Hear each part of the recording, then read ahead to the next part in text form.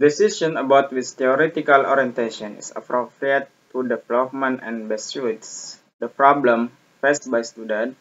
Building relationship in decision provide understanding to student relate to the purpose of counseling, because many counseling process are done by student, but student themselves do not understand the purpose of counseling. Konselor sekolah dapat ditantang oleh siswa yang membutuhkan manfaat dari pelaksanaan konseling individual ini, serta bagaimana sesi konseling ini dapat dijadwalkan kepada siswa yang dimana dapat menyesuaikan dengan kesibukan siswa. Gitu. Jadi kita tidak boleh memaksakan pelaksanaan konseling sementara siswa punya kesibukan lainnya dalam hal belajar, dalam hal masih melaksanakan proses pendidikan. Jadi dalam pelaksanaan konseling ini kita harus menentukan jadwal yang tepat di mana di antara konseling dan siswa ini mempunyai waktu yang tidak memiliki kesibukan. Nah, keputusan mengenai orientasi teoritis mana yang sesuai dengan perkembangan dan paling sesuai dengan masalah yang dihadapi oleh siswa ini dapat membangun hubungan dan juga membangun hubungan dalam sesi memberikan pemahaman terhadap siswa terkait dengan tujuan konseling. Nah, karena banyak proses konseling yang dilakukan siswa akan tetapi siswa sendiri tidak paham dengan tujuan konselingnya. Jadi yang harus diperhatikan oleh konselor di sini adalah bagaimana menjelaskan kepada siswa, menjabarkan kepada siswa terkait dengan tujuan konseling, tujuan dari pelaksanaan konseling, sehingga siswa benar-benar tahu apa yang menjadi tujuan dari konseling ini dan paham tentang apa tindakan yang harus dilaksanakan setelah mengikuti proses konseling.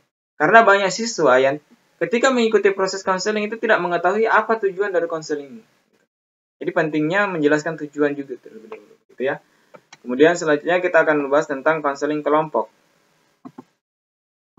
Konseling modeling atau grup.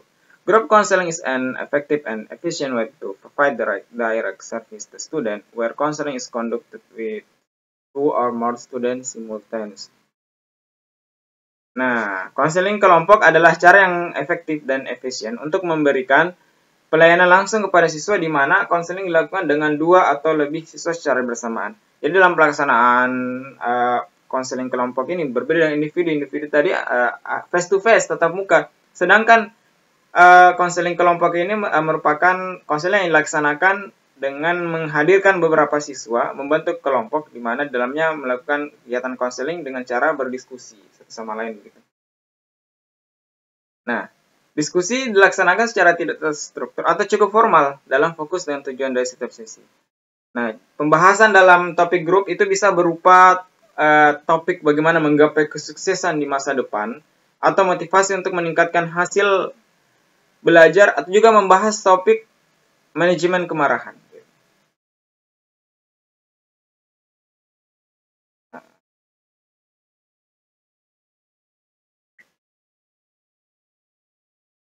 Dalam diskusi juga siswa dapat belajar di sini dalam diskusi. In discussion, student can learn from each other with their discussion friend, group members, because they can share ideas and receive feedback, raise awareness, gain new knowledge, practice skill, and think about their goals and action after a discussion. Dalam diskusi, siswa dapat belajar satu sama lain dengan teman diskusinya atau anggota kelompoknya karena mereka dapat berbagi gagasan, memberi dan menerima umpan balik, meningkatkan kesadaran, mendapatkan pengetahuan baru, melatih keterampilan, dan memikirkan tujuan dan tindakan mereka setelah melakukan diskusi. Nah, dalam diskusi kelompok ini, di mana mereka satu sama lain itu secara keterbukaan memberikan gagasannya, memberikan dan menerima umpan balik dari apa yang dia sampaikan, sehingga dalam pelaksanaan diskusi kelompok dan konseling ini itu akan memberikan suatu pemahaman atau pengetahuan baru. Ketika memiliki pengetahuan baru, maka siswa yang terlibat di sini akan benar-benar tahu apa yang akan menjadi tindakan ke depan setelah melaksanakan proses konseling. Student also gain insight to explore their feeling, attitudes, and behavior. Siswa juga mendapatkan wawasan untuk mengeksplorasi perasaan, sikap, dan perilaku mereka. Selanjutnya, School counselors should also be aware to collaborate with teachers to form groups, applying facilitation skill to groups of school counselors who have acquired specific skills related to group counseling can also apply them to other school-based situation.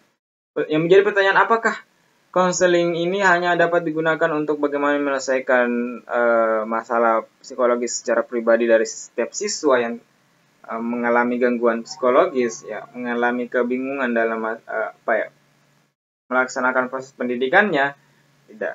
Jadi diskusi kelompok ini juga, ya, atau di sini, atau konselor sekolah juga ini itu haruslah sadar dan berkolaborasi dengan guru untuk membentuk kelompok di mana di dalamnya menerapkan keterampilan untuk memfasilitasi kelompok konselor sekolah yang telah memperoleh keterampilan khusus yang terkait dengan konseling.